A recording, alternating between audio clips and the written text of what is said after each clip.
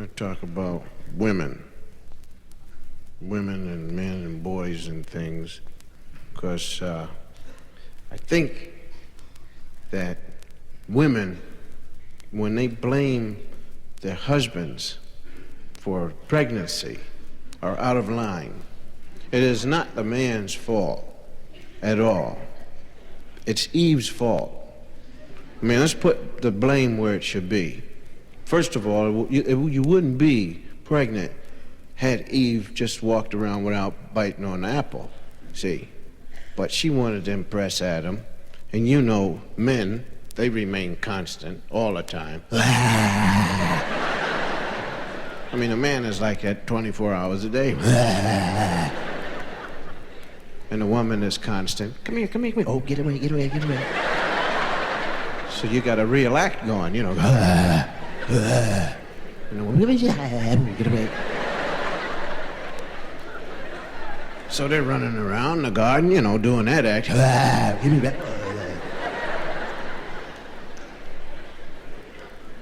So she got bored, reached up, bit, ate the apple, realized she was out of line, figured I might as well take him with. You want to take a bite? Oh yeah, he's so bad off, he don't care. Had she brought an old dead elephant's foot over, he'd have eaten that up, you know. I love you, I love you, I love you. The Lord seen him doing that. Everybody, out of the pool, that's it. Everybody, get out, get out, get out, get out. Everybody.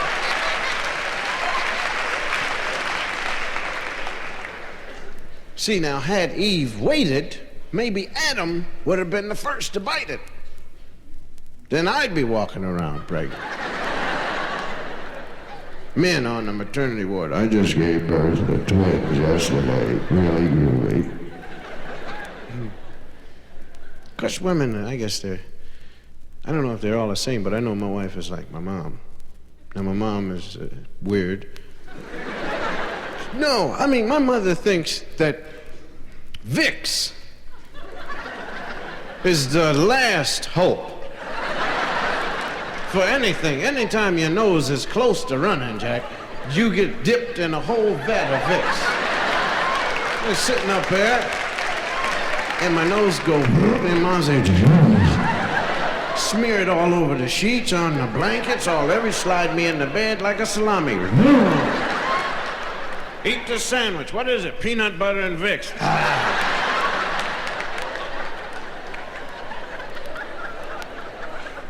I used to brush my hair with Vicks. Put it on, mash it on this, mash it down. Vicks kept me from getting a head cold. Now my wife is almost the same way. She thinks if she bundles the kids up with 1,966 pieces of clothing, they're not gonna catch a cold. That is not true. Kids are going to catch colds. That's nature's way of teaching them how to blow their noses. So you better let them catch a cold unless you want to be embarrassed one day when your kid is 24 sitting at the table and his nose is running. And you say, why don't you blow your nose? The kid said, pfft. You gotta let them do that, man. And you wouldn't have that problem if mothers knew how to wipe a nose. A mother wipes a nose like vengeance. Give me that nose. Can I have it back? Can I have my nose back? You watch any mother make a move with a napkin, see if the kid don't.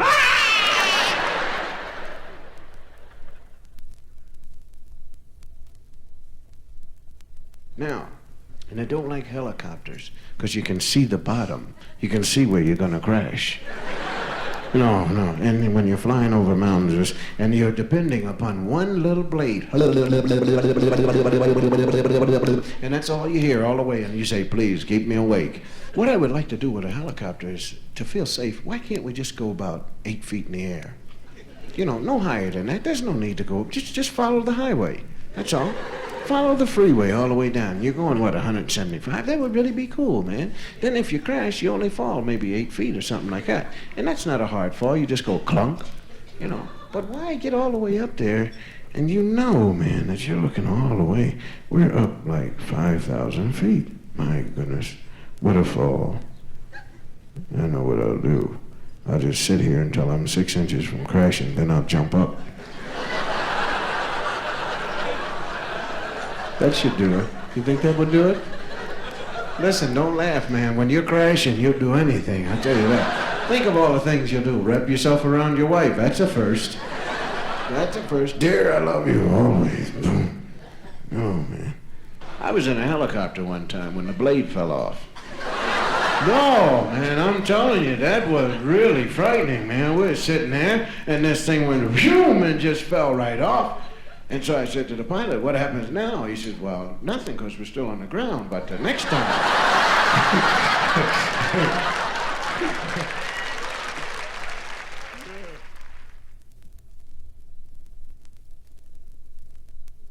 Ants are cool, man. You ought to see him carrying home a loaf of bread like that, man, and his wife sitting there, well, what'd you do today?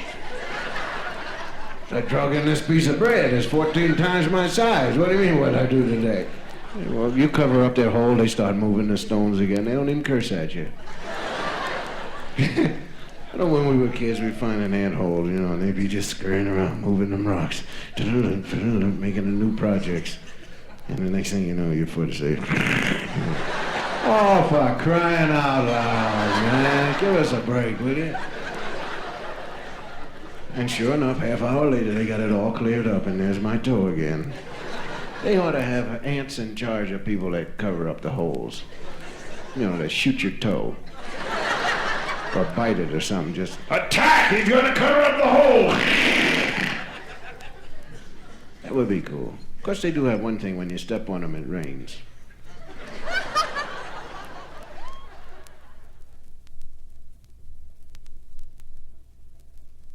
First of all, when I used to shine shoes outside of a place called a truck, and I was very young, and I used to, and men kind of befuddled me because I would say to the guy going into the barbecue house, listen, how about a shine? And he'd say, how much? And I'd say, 15 cents, and he'd say, no. Now, the same guy coming back, I would say, how about a shine? Because your shoes are really filthy. And he would say, how much? And I'd say, a nickel. And he'd say, go. Now, I would shine his shoes, then he'd give me a 30-cent tip. Now, what difference does that make? You know, it's still the same shine, but he would rather have it for a nickel and figure that he tipped me a quarter than tip me 15 cents. How generous of him to do that. You know. But anyway, I never understood, because I don't know, my glands weren't secreting then, you know. And I didn't know. I look at the pictures of the ladies out, you know, her name was Hailstorm or something like that, you know. She's up there with the lipstick shining all across her nose and face, you know, like, ah. And these men with no teeth eating peanuts going into the place. And then go into the place, you know. And so I really tried to find out exactly what this was all about. You know, why men want to go into a place and watch a lady take her clothes off. That's sick. It really is. I mean, look, if you're hungry, you don't stand up there watching a guy cook a steak. You know, the thing you do is you move away from it. You know, but here's a whole house full of guys, and they're up there, yeah. And the lady's just as bad. She's out there and throwing things. And these guys are catching her old filthy underwear and all that. You know, and you got to give it back after the show's over. I caught it one time. You got to give it back. The guy chases you for about $8. Give her the thing back here. No, she gave it to me. Give it back, goddammit. That's one thing that the women have over us. I've never seen a house full of women eating peanuts with no teeth looking at a guy.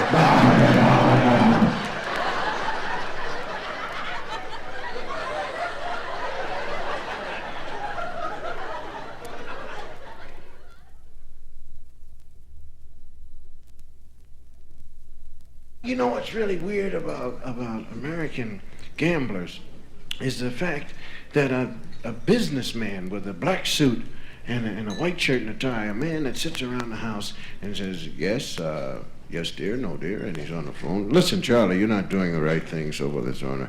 And he's very straight, you know. And when he get out here, roll, sail, hey! 3, Oh, shit. Give me the laptop. We're gonna put a dollar on 11 and a quarter on the field. Here we go. Whoa! And their wives, you know, making their wives do things like blow on them, baby. They'll really do. You know, the wife. I blew on them twice already. Blow on them again, baby. Here we go. Whoa! At that point, I'd love for his boss to say, Harold, what are you doing? I'm shooting dice. Blow on them, boss. Here we go. We're gonna get ourselves a dollar. Get that dollar. The hell with the point. Get the dollar. On the field. Yeah. By the way, a shoelace is very important in life, man. Psychologically, the shoelaces are against us. Have you ever thought of that? No, I mean, think about the last shoelace that popped on you. Did he warn you that he was going to pop? No. And every time you put on a shoe, you're always going someplace. It isn't when you're taking it off that they pop. It's always that you're ready to go someplace and you say, pop, oh, you rotten. And just think how dumb you feel standing there. And you never have an extra shoelace. It's not like a car if your tire goes. That's it for your shoe. You've got to retire that shoe. The whole shoe must rest. And the laces never say anything to you. Never give you any warning. Oh, some of them do. Some of them say, I'm very weak. You say, oh, you'll make it pop. Son of a gun, you did it, didn't you? They always let you down at that time, man. Shoelaces. Really weird people.